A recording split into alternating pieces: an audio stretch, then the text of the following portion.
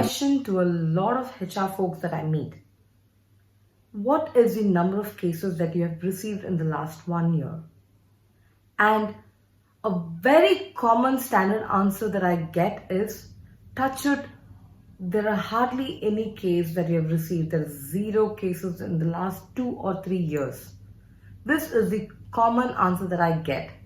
But from my experience, when I start interacting with the employees, what I have observed is that there are at least 3 forms of harassment that exist in most of the organizations.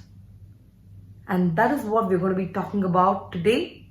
The top 3 forms of harassment that exist in most of the workplace.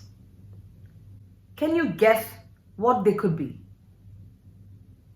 The number 1 topping the list is staring. Staring is something that has been there in most of the organizations, and I've experienced staring right from senior people in the organization to junior folks in the organization. So there have been instances where sometimes HR folks come and tell me that, hey Vijay, I know that there is the senior person who's been staring, but who's going to bell the cat? We don't know how to handle this person. And at other times, there are these young employees who have joined and who come and ask me saying, hey, there is this beautiful girl in my team and I'm just appreciating beauty. So what is wrong in looking at her? So staring is taken for granted there, right? We should remember that it is the impact that matters and not the intent.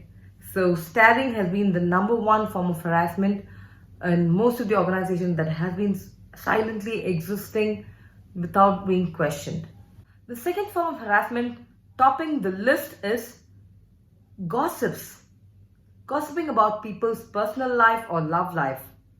There have been multiple instances of people gossiping about, hey, I saw Geeta and Ramesh coming in together and going out together every day. Or I saw Rita and Dinesh in a movie, or I saw them at a bar that day. So these are some of the common forms of harassments, gossips that I've been hearing about on people's personal life. Please note that this is causing hostile environment to people involved, and definitely what people do outside of offices, their personal choice. People are adults that we work with, and moral policing is definitely a strict no. So let's move on to the third form of harassment, which is nothing but personal questions. Asking personal questions on where do you live, where, do you drink, do you smoke, are you married, how many children do you have? So these are very, very personal questions. And especially when asked to a female, can also become a gender harassment. These are very, very common questions asked during interviews and first time that we meet a candidate. Especially questions like, are you married? When do you plan to have children? Right? So these are questions to be definitely avoided. There's a thin line between sexual harassment and gender harassment. Gender harassment can certainly lead into a sexual harassment.